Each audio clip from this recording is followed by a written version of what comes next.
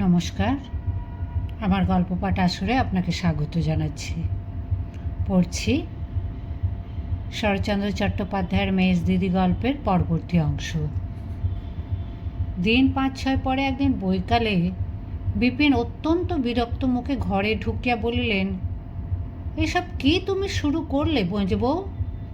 কেষ্ট তোমার কে, যে একটা পরের ছেলে নিয়ে দিন রাত আপনা আপনির মধ্যে লড়াই করে বেড়াচ্ছ?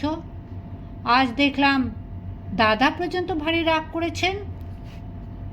অনতিপূর্বে নিজের ঘরে বসিয়া বড়বউ স্বামীকে উপলক্ষ ও মেজবউকে লক্ষ্য করিয়া চিৎকার শব্দে যে সকল অপভাষার তীর ছুঁড়িয়াছিলেন, তাহার একটিও নিষ্ফল হয় নাই।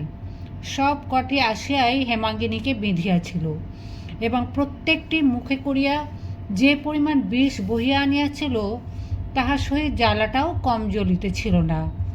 কিন্তু মাঝখানে ভাসুর বিদ্যমান থাকায় হেমাঙ্গিনী সহ্য করা ব্যতীত প্রতিকারের পথ পাইতেছিল না। আগেকার দিনে যেমন যবনেরা গরু সম্মুখে রাখিয়া রাজপুত সেনার উপর বাণ বর্ষণ করিত, যুদ্ধ জয় করিত, বড় বউ মেজবউকে আজকাল প্রায় তেমনই জব্দ করিতেছিলেন। স্বামীর কথা হেমাঙ্গিনী দপ করিয়া জ্বলিয়া উঠিল। কহিল, বলো কি, তিনি পর্যন্ত রাগ করেছেন? এত বড় আশ্চর্য কথা শুনলে হঠাৎ বিশ্বাস হয় না যে। এখন কি করলে রাগ থামবে বলো? বিপিন মনে মনে রাগ করিলেন, কিন্তু বাহিরে প্রকাশ করা তাহার স্বভাব নয়। তাই মনের ভাব গোপন করিয়া সহজভাবে বলিলেন, হাজার হলেও গুরুজনের সম্বন্ধে কি? কথাটা শেষ হইবার পূর্বেই হেমাঙ্গিনী কহিল, সব জানি, ছেলে মানুষটি নই যে গুরুজনের মান মর্যাদা বুঝি নে, কিন্তু ছোঁড়াটাকে ভালোবাসি বলেই যেন ওরা আমাকে দেখিয়ে দেখিয়ে ওকে দিবা রাত্র বেঁধতে থাকেন। তাহার কণ্ঠস্বর কিছু নরম শুনাইল, কারণ হঠাৎ ভাসুরের সম্বন্ধে শ্লেষ করিয়া ফেলিয়া সে নিজেই মনে মনে অপ্রতিভ হইয়াছিল। কিন্তু তাহারও গায়ের জ্বালাটা নাকি বড় জ্বলিতেছিল, তাই রাগ সামলাইতে পারে নাই। বিপিন গোপনে ও পক্ষে ছিলেন, কারণ এই একটা পরের ছেলে লইয়া নিরর্থক দাদাদের সঙ্গে ঝগড়াঝাঁটি তিনি মনে মনে পছন্দ করিতেন না। স্ত্রীর এই লজ্জাটুকু লক্ষ্য করিয়া জো পাইয়া জোর দিয়া বলিলেন, বেঁধাবেঁধি কিছু নয়, তাঁরা নিজেদের ছেলে শাসন করছেন, কাজ শেখাচ্ছেন, তাতে তোমাকে বেঁধলে চলবে কেন? তাছাড়া যাই করুন, তাঁরা গুরুজন যে। হেমাঙ্গিনীর স্বামীর মুখের পানে চাহিয়া প্রথমটা কিছু বিস্মিত হইল, কারণ এই 15-16 বছরের ঘরকন্যায় স্বামীর এত বড় ভাতৃভক্তি সে ইতিপূর্বে দেখে নাই। কিন্তু পর মুহূর্তে তাহার সর্বাঙ্গ ক্রোধে জ্বলিয়া উঠিল। কহিল, তারা গুরুজন, আমিও মা। গুরুজন নিজের মান নিজে নিঃশেষ করে আনলে আমি কি দিয়ে ভর্তি করব? বিপিনকে একটা জবাব বোধ করি দিতে যাইতেছিলেন, থামিয়া গেলেন। দ্বারের বাহিরে কুণ্ঠিত কণ্ঠের বিনম্র ডাক শোনা গেল, মেজদি। স্বামী স্ত্রীতে চোখাচোখি হইল। স্বামী একটু হাসিলেন, তাহাতে প্রীতি বিকর্ণ হইল না। স্ত্রী অধরে ওষ্ঠ চাপিয়া কবাটের কাছে সরিয়া আসিয়া নিঃশব্দে কেষ্টর মুখের পানে চাহিতেই সে আহ্লাদে গলিয়া গিয়া প্রথমেই যা মুখে আসিল কহিল, কেমন আছো মেজদি? হেমাঙ্গিনী এক মুহূর্ত কথা কহিতে পারিল না। যাহার জন্য স্বামী স্ত্রীতে এইমাত্র বিবাদ হইয়া গেল, অকস্মাৎ তাহাকে সম্মুখে পাইয়া বিবাদের সমস্ত বিরক্তিটা তাহারই মাথায় গিয়া পড়িল। হেমাঙ্গিনী অনুচ্চ কণ্ঠস্বরে কহিলেন, এখানে কি? কেন তুই রোজ রোজ আসিস বলতো? কেষ্টর বুকের ভেতরটা ধক করিয়া উঠিল। এই কঠোর কণ্ঠস্বরটা সত্যই এত কঠোর শোনাইল যে হেতু ইহার যাই হোক, বস্তুটা যে সস্নেহ পরিহাস নয় বুঝিয়া লইতে এই দুর্ভাগা বালকটারও বিলম্ব হইল না। ভয়ে, বিস্ময়ে, লজ্জায় মুখখানা তাহার কালি মাখা হইয়া গেল। কহিল, দেখতে এসেছি। বিপিন হাসিয়া বলিলেন, দেখতে এসেছে তোমাকে? এ হাসি যেন দাঁত ভ্যাংচাইয়া হেমাঙ্গিনীকে অপমান করিল। সে দলিতা ভুজঙ্গিনীর মতো স্বামীর মুখের পানে একটিবার মাত্র চাহিয়াই চোখ ফিরাইয়া লইয়া কহিল, আর এখানে তুই আসিস নে, যা। আচ্ছা বলিয়া কেষ্ট তাহার মুখের কালি হাসি দিয়া ঢাকিতে গিয়া সমস্ত মুখ আরও কালো, আরও বিকৃত করিয়া অধোমুখে চলিয়া গেল। সেই বিকৃতির কালো ছায়া হেমাঙ্গিনী নিজের মুখের উপর লইয়া স্বামীর পানে আর একবার চাহিয়া দ্রুত পদে ঘর ছাড়িয়া বাহির হইয়া গেল। দিন 5-6 হইয়া গেল, হেমাঙ্গিনীর জ্বর ছাড়ে নাই। কাল ডাক্তার বলিয়া গিয়াছিলেন সর্দি বুকে বসিয়াছে। সন্ধ্যার দ্বীপ সবেমাত্র জ্বালা হইয়াছিল। ললিত ভালো জামাকাপড় পরিয়া ঘরে ঢুকিয়া কহিল, মা, দত্তদের বাড়ি পুতুল নাচ হবে, দেখতে যাব? মা একটুখানি হাসিয়া বলিলেন, হ্যাঁ রে ললিত, তোর মা যে এই 5-6 দিন পড়ে আছে, একবারটি কাছে এসেও তো বসিস নে। ললিত লজ্জা পাইয়া শিয়রের কাছে আসিয়া বসিল। মা সস্নেহে ছেলের পিঠে হাত দিয়া বলিলেন, এই অসুখ যদি না সারে, যদি মরে যায়, কি করিস তুই? খুব কাঁদিস? যা, সেরে যাবে বলিয়া ললিত মায়ের বুকের উপর একটা হাত রাখিল। মা ছেলের হাতখানি হাতে লইয়া চুপ করিয়া রহিলেন। জ্বরের ওপর এই স্পর্শ তাহার সর্বাঙ্গ জুড়াইয়া দিতে লাগিল। ইচ্ছা করিতে লাগিল এমন করিয়া বহুক্ষণ কাটান, কিন্তু একটু পরেই ললিত উসখুস করিতে লাগিল। পুতুল নাচ হয়তো এতক্ষণে শুরু হইয়া গিয়াছে মনে করিয়া ভেতরে ভেতরে তাহার চিত্ত অস্থির হইয়া উঠিল। ছেলের মনের কথা বুঝিতে পারিয়া মা মনে মনে হাসিয়া বলিলেন, আচ্ছা যা, দেখে আয়, বেশি রাত করিস না যেন। না মা, এক্ষুনি ফিরে আসব বলিয়া ললিত ঘরের বাহির হইয়া গেল। কিন্তু মিনিট 2 পরে ফিরিয়া আসিয়া বলিল, মা, একটা কথা বলবো? মা হাসি মুখে বলিলেন, একটা টাকা চাই তো, ওই কুলুঙ্গিতে আছে, নিগে, দেখিস বেশি নিস নে যেন। না মা, টাকা চাই নে। বলি, তুমি শুনবে? মা বিস্ময় প্রকাশ করিয়া বলিলেন, টাকা চাই নে? তবে কি কথা রে? ললিত আর একটু কাছে আসিয়া চুপি চুপি বলিল, কেষ্ট মামাকে একবার আসতে দেবে? ঘরে ঢুকবে না, ওই দোরগোড়া থেকে একটিবার তোমাকে দেখেই চলে যাবে। কালকেও বাইরে এসে বসেছিল, আজকেও এসে বসে আছে। হেমাঙ্গিনী ব্যস্ত হইয়া উঠিলেন, বলিলেন, যা যা ললিত, এক্ষুনি ডেকে নিয়ে আয়। আহা, বসে আছে, তোরা কেউ আমাকে জানাস নে রে। ভয় আসতে চায় না যে, বলিয়া ললিত চলিয়া গেল। মিনিট খানেক পরে কেষ্ট ঘরে ঢুকিয়া মাটির দিকে ঘাড় বাঁকাইয়া দেওয়ালে ঠেস দিয়া দাঁড়াইল। হেমাঙ্গিনী ডাকিলেন, এসো দাদা, এসো। কেষ্ট তেমনইভাবে স্থির হইয়া রহিল। তিনি নিজে তখন উঠিয়া আসিয়া কেষ্টর হাত ধরিয়া বিছানায় লইয়া গেলেন। পিঠে হাত বুলাইয়া দিয়া বলিলেন, হারে কেষ্ট, বকেছিলুম বলে তোর মেজদিদিকে ভুলে গেছিস বুঝি? সহসা কেষ্ট ফুঁপাইয়া কাঁদিয়া উঠিল। হেমাঙ্গিনী কিছু আশ্চর্য হইলেন, কারণ কখনো কেহ তাহাকে কাঁদিতে দেখে নাই।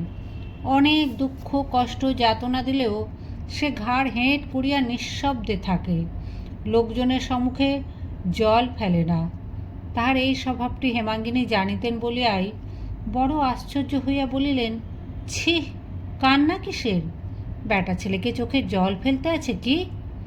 প্রত্যুত্তরে কেষ্ট কোঁচার খুঁট মুখে গুজিয়া প্রাণপণ চেষ্টায় কান্না রোধ করিতে করিতে বলিল, ডাক্তার বলে যে বুকে সর্দি বসেছে। হেমাঙ্গিনী হাসিলেন, এই জন্যে? ছি ছি, কি ছেলে মানুষ তুই রে। বলিতে বলিতে তাহার নিজের চোখ দিয়াও টপ টপ করিয়া 2 ফোঁটা জল গড়াইয়া পড়িল। বাঁ হাত দিয়া মুছিয়া ফেলিয়া তাহার মাথায় একটা হাত দিয়া কৌতুক করিয়া বলিলেন, সর্দি বসেছে, বসলেই বাড়ে। যদি মরি, তুই আর ললিত কাঁধে করে গঙ্গায় দিয়ে আসবি, কেমন? পারবি নে? বলি, মেজবউ, কেমন আছো আজ? বলিয়া বড়বউ দোরগোড়ায় আসিয়া দাঁড়াইলেন। ক্ষণকাল কেষ্টর পানে তীক্ষ্ণ দৃষ্টিতে চাহিয়া থাকে বলিলেন, এই যে ইনি এসে হাজির হয়েছেন, আবার ও কি মেজগিনের কাছে কেঁদে সোহাগ করা হচ্ছে যে? ন্যাকা আমার, কত ফন্দি জানে। ক্লান্তিবশত হেমাঙ্গিনী এইমাত্র বালিশে হেলান দিয়া কাত হইয়া পড়িয়াছিলেন। তীরের মতো সোজা উঠিয়া বসিয়া কহিলেন, দিদি, আমার 6-7 দিন জ্বর, তোমার পায়ে পড়ি, আজ তুমি যাও। কাদম্বিনী প্রথমটা থতমত খাইয়া গেলেন, কিন্তু পরক্ষণে সামলাইয়া লইয়া বলিলেন, তোমাকে তো বলিনি মেজ বউ, নিজের ভাইকে শাসন করছি, তুমি এমন মারমুখী হয়ে উঠলে কেন? হেমাঙ্গিনী বলিল, শাসন তো রাত্রি দিনই চলছে, বাড়ি গিয়ে করো, এখানে আমার সামনে করবার দরকার নেই, করতেও দেব না। কেন, তুমি কি বাড়ি থেকে তাড়িয়ে দেবে নাকি? হেমাঙ্গিনী হাত জোর করিয়া বলিল, আমার বড় অসুখ দিদি, তোমার দুটি পায়ে পড়ি, হয় চুপ করো নয় যাও। কাদম্বিনী বলিলেন, নিজের ভাইকে শাসন করতে পারবো না? হেমাঙ্গিনী জবাব দিল, বাড়ি গিয়ে করো গে, সে আজ ভালো করেই হবে, আমার নামে লাগান ভাঙান আজ বার করব, বজ্জাত মিথ্যুক কোথাকার। বললুম, গরুর দড়ি নেই কেষ্ট, দুয়াটি পাট কেটে দে। না দিদি, তোমার পায়ে পড়ি, পুতুল নাচ দেখে আসি, এ বুঝি পুতুলের নাচ হচ্ছে রে? বলিয়া কাদম্বিনী গুম গুম করিয়া পা ফেলিয়া চলিয়া গেলেন। হেমাঙ্গিনী কতক্ষণ কাঠের মতো বসিয়া থাকিয়া শুইয়া পড়িয়া বলিল, কেন তুই পুতুল নাচ দেখতে গেলিনি কেষ্ট? গেলে তো আর এসব হতো না। আসতে যখন তোকে ওরা দেয় না ভাই, তখন আর আসিস না আমার কাছে। কেষ্ট আর কথাটি না কহিয়া আস্তে আস্তে চলিয়া গেল, কিন্তু তৎক্ষণাৎ ফিরিয়া আসিয়া বলিল, আমাদের গাঁয়ের বিশালাক্ষী ঠাকুর বড় জাগ্রত মেজদি, পুজো দিলে অসুখ সেরে যায়, দাও না মেজদি। এইমাত্র নিরর্থক ঝগড়া হইয়া যাওয়ায় হেমাঙ্গিনীর মনটা ভারী বিগড়াইয়া গিয়াছিল। ঝগড়াঝাঁটি তো হয়ই, সেজন্যও নয়, এমন একটা রসালো ছুতা পাইয়া এই হতভাগার দুর্দশা যে কিরূপ হইবে, আসলে সেই কথাটা মনে মনে তোলপাড় করিয়া তাহার বুকের ভেতরটা ক্ষোভে ও নিরুপায় আক্রোশে জ্বলিয়া উঠিয়াছিল।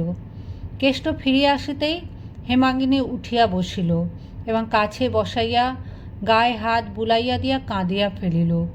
চোখ মুছিয়া বলিল, আমি ভালো হয়ে তোকে লুকিয়ে পুজো দিতে পাঠিয়ে দেব, পারবি একলা যেতে? কেষ্ট উৎসাহে দুই চক্ষু বিস্ফারিত করিয়া বলিল, একলা যেতে খুব পারবো, তুমি আজকে আমাকে একটা টাকা দিয়ে পাঠিয়ে দাও না মেজদি, আমি কাল সকালেই পুজো দিয়ে তোমাকে প্রসাদ এনে দেব, সে খেলে তো খুনি অসুখ সেরে যাবে, দাও না মেজদি আজকেই পাঠিয়ে। হেমাঙ্গিনী দেখিলেন তাহার আর সবুর সয় না, বলিলেন, কিন্তু কাল ফিরে এলে তোকে যে এরা ভারী মারবে। মারধরের কথা শুনিয়া প্রথমটা কেষ্ট দমিয়া গেল, কিন্তু পরক্ষণে প্রফুল্ল হইয়া কহিল, মারুক গে, তোমার অসুখ সেরে যাবে তো। আবার তাহার চোখ দিয়ে জল গড়াইয়া পড়িল। বলিলেন, হ্যাঁ রে কেষ্ট, আমি তোর কেউ নই, তবে আমার জন্য তোর এত মাথা ব্যথা কেন? এই প্রশ্নের উত্তর কেষ্ট কোথায় পাইবে?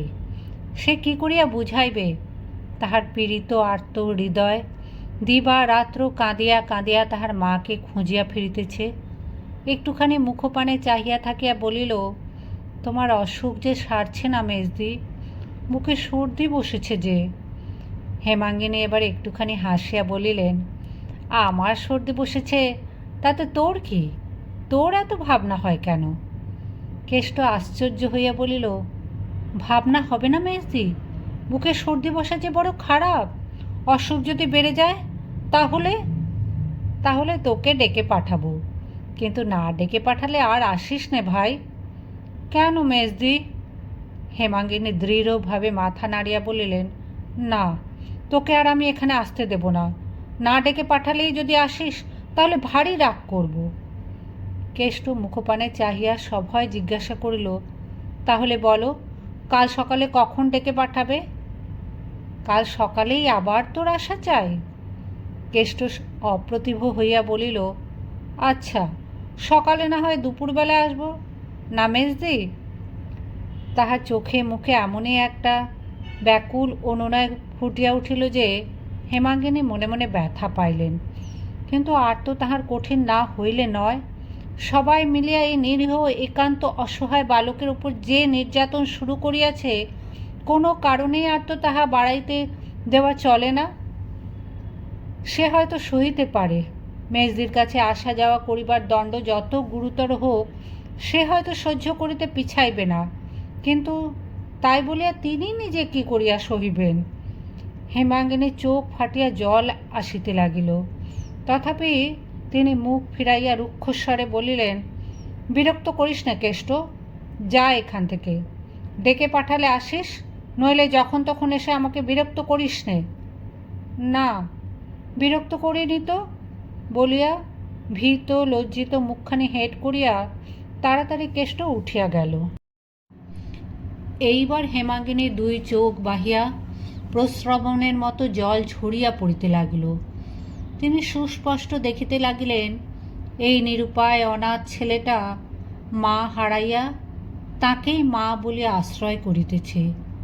তাহারই আঁচলের অল্প একটুখানি মাথায় টানিয়া লইবার জন্য কাঙালের মতো কি করিয়াই না বেড়াইতেছে। হেমাঙ্গিনী চোখ মুছিয়া মনে মনে বলিলেন, কেষ্ট, মুখখানে অমন করে গেলে ভাই, কিন্তু তোর এই মেজদি যে তোর চেয়েও নিরুপায়। তোকে জোর করে বুকে টেনে আনবে সে ক্ষমতা যে তার নেই ভাই। উমা আসিয়া কহিল, মা, কাল কেষ্ট মামা তাগাদায় না গিয়া তোমার কাছে এসে বসেছিল বলে জ্যাঠামশাই এমন মায় মারলেন যে নাক দিয়ে। হেমাঙ্গিনী ধমকিয়া উঠিলেন, আচ্ছা, হয়েছে হয়েছে, যা তুই এখান থেকে। অকস্মাৎ ধমকানি খাইয়া উমা চমকাইয়া উঠিল। আর কোনো কথা না কহিয়া ধীরে ধীরে চলিয়া যাইতেছিল। মা ডাকিয়া বলিলেন, শোন রে, নাক দিয়ে কি খুব রক্ত পড়েছিল? উমা ফিরিয়া দাঁড়াইয়া কহিল, না, খুব নয়, একটুখানি।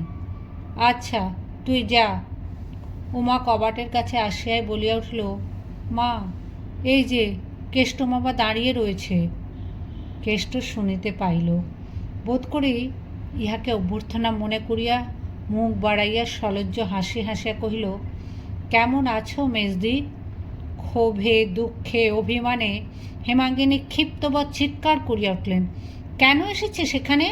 যা যা বলছে শিগগির দূর হ বলছি। কেষ্ট মূঢ়ের মতো ফ্যাল করিয়া চাহিয়া রহিল। হেমাঙ্গিনী অধিকতর তীক্ষ্ণ তীব্র কণ্ঠে বলিলেন, তবু দাঁড়িয়ে রইলি হতভাগা, গেলি নে? কেষ্ট মুখ নামাইয়া শুধু যাচ্ছি বলিয়াই চলিয়া গেল। সে চলিয়া গেলে হেমাঙ্গিনী নির্জীবের মতো বিছানায় একধারে শুইয়া পড়িয়া অস্ফুটে ক্রুদ্ধস্বরে বলিয়া উঠলেন, 100 বার বলি হতভাগাকে আসিস নে আমার কাছে, তবু মেজদি, শিবুকে বলে দিস উমা ওকে আর না ঢুকতে দেয়। উমা জবাব দিল না, ধীরে ধীরে বাহির হইয়া গেল। রাত্রে হেমাঙ্গিনীর স্বামীকে ডাকাইয়া আনিয়া কাঁদো কাঁদো গলায় বলিল, কোনোদিন তো তোমার কাছে কিছু চাইনি, আজ এই অসুখের ওপর একটা ভিক্ষা চাইছি, দেবে? বিপিন সন্দিগ্ধ কণ্ঠে প্রশ্ন করিলেন, কি চাই? হেমাঙ্গিনী বলিল, কেষ্টকে আমাকে দাও, ও বেচারি বড় দুঃখী, মা বাপ নেই, ওকে ওরা মেরে ফেলছে, এ আর আমি চোখে দেখতে পারি নে। বিপুল মৃদু হাসিয়া বলিলেন, তাহলে চোখ বুজে থাকলেই তো হয়। স্বামীর এই নিষ্ঠুর বিদ্রূপ হেমাঙ্গিনীকে শুল দিয়া বিঁধিল। অন্য কোনো অবস্থায় সেই আর সহিতে পারিত না, কিন্তু আজ নাকি তাহার দুঃখে প্রাণ বাহির হইতেছিল, তাই সহ্য করিয়া লইয়া হাত জোড় করিয়া বলিল, তোমার দিব্যি করে বলছি, ওকে আমি পেটের ছেলের মতো ভালোবেসেছি, দাও আমাকে, মানুষ করি, খাওয়াই পড়াই, তারপরে যা ইচ্ছে হয় তোমাদের তাই করো, বড় হলে আমি একটি কথাও কব না। বিপিন একটুখানি নরম হইয়া বলিলেন, ও কি আমার গোলার ধান চাল যে তোমাকে এনে দেব? পরের বাড়ি এসেছে, তোমার মাঝখানে পড়ে এত দরদ কিসের জন্য? হেমাঙ্গিনী কাঁদিয়া ফেলিল। খানিক পরে চোখ মুছিয়া বলিল, তুমি ইচ্ছে করলে বড়ঠাকুরকে বলে, দিদিকে বলে স্বচ্ছন্দে আনতে পারো। তোমার দুটি পায়ে পড়ছি, দাও তাকে। বিপিন বলিলেন, আচ্ছা, তাই যদি হয়, আমি বা এত বড় মানুষ কিসে যে তাকে প্রতিপালন করব? হেমাঙ্গিনী বলিল, তুমি আগে আমার একটা তুচ্ছ কথাও ঠেলতে না। এখন কি অপরাধ করেছি যে যখন এমন করে জানাচ্ছি, বলছি, সত্যি আমার প্রাণ বার হয়ে যাচ্ছে, তবু এই সামান্য কথাটা রাখতে চাইছো না? সে দুর্ভাগা বলে কি তোমরা সকলে মিলে তাকে মেরে ফেলবে? আমি তাকে আমার কাছে আসতে বলবো, দেখি ওরা কি করেন। বিপিন এবার রুষ্ট হইলেন, বলিলেন, আমি খাওয়াতে পারবো না। হেমাঙ্গিনী কহিল, আমি পারবো। আমি কি বাড়ির কেউ নই যে নিজের ছেলেকে খাওয়াতে পারবো না? আমি কালই তাকে আমার কাছে এনে রাখবো। দিদিরা জোর করেন তো আমি তাকে থানায় দারোগার কাছে পাঠিয়ে দেব। স্ত্রীর কথা শুনিয়া বিপিন ক্রোধে অভিমানে ক্ষণকাল অবাক হইয়া থাকিয়া বলিলেন, আচ্ছা, সে দেখা যাবে, বলিয়া বাহির হইয়া গেলেন।